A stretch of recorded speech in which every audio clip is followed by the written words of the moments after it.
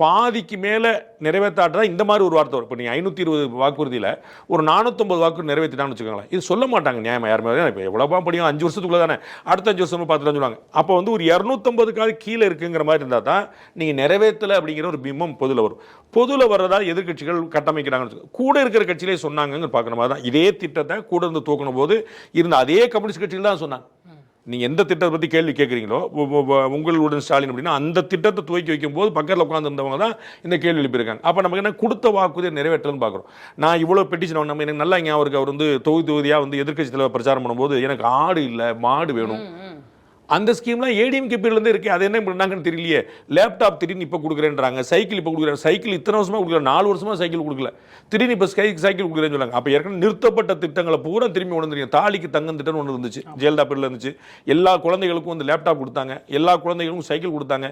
எவ்வளோ பயனுள்ள கிராமங்களில் சைக்கிள் குழந்தைகள் கொடுக்குறது வந்து நாஞ்சில் சம்பத் வந்து மதிமுகவில் இருந்தபோதே பெரிய குரல் கொடுத்தார். என் வீட்டுக்குள்ள சைக்கிளில் போகும்போது நான் எப்படி அதை பாராட்டாமல் இருக்க முடியும், எதிர்வரிசையில் உட்கார்ந்து இருந்த போதே அவ்வளோ பலன் பிராக்டிக்கலாக உங்களுக்கு. அதே மாதிரி அந்த ஆடு மாடு கொடுக்குற ஸ்கீம்லாம் அப்போ வந்து அந்த ஸ்கீம் எல்லாம் முழுக்க நிப்பாட்டி நீங்கள் ஆடும் கொடுக்குற கிடையாது, மாடும் கொடுக்குற கிடையாது, சைக்கிளும் கொடுக்குற கிடையாது, லேப்டாப்.